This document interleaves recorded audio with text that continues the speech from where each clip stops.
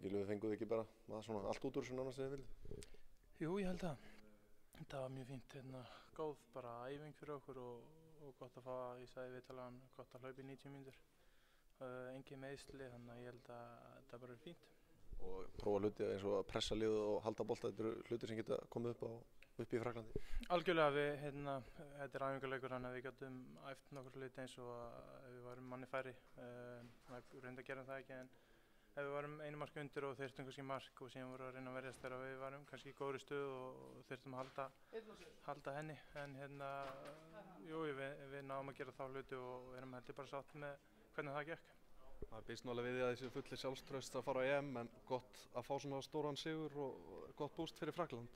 Mjög fínt, gott að heldur bara allir framherjarnir hafa skorað í dag og Birkir auðvitað líka skorað sitt örugglega fyrsta landsliðsmark, það er frábært mark, þannig að það er gott fyrir sjálfstraustið á þeim og gott að halda hreinu líka og bara fínt að enda þetta svona sérstaklega fyrir Lars, kannski gamla mannin þarna Eið.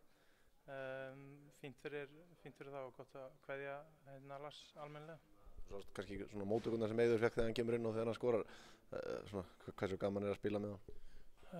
Frábært, við sögðum áðan að ég vildi hann væri nokkrum árum yngri og þetta er nokkur ár saman eftir, en þetta er hann búinn að vera frábær fyrir íslenska landslið og hann átti þetta kvöld alveg skilið og frábært að hann náði að skora. Við erum búin að reyna, ég settum hann á aukaspyrnurnar og ég hef getið skotið nokkru sem þeir reyndu að gefa á hann, þannig að við reyndum allt sem gátum til að láta hann skora í kvöld. Markið sem hann skoraði, það var síðan einhver algjör sambasókn, þetta var með flottari mörkum sem er hægt að gera.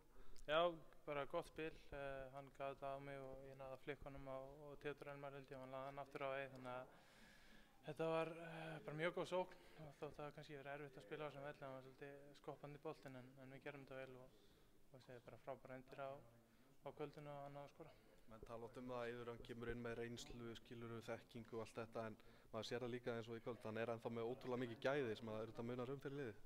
Já, það er kannski að fara að hægjast á honum, hann er ekki fljótur en hann var, en hann er fljótur í hausnum og hann er fljótur að hugsa og með frábæra snertingu og er klókur í spili, sérstaklega í stuttu spili og það er mjög þægilegt fyrir leikmanni sem ég að spila með honum.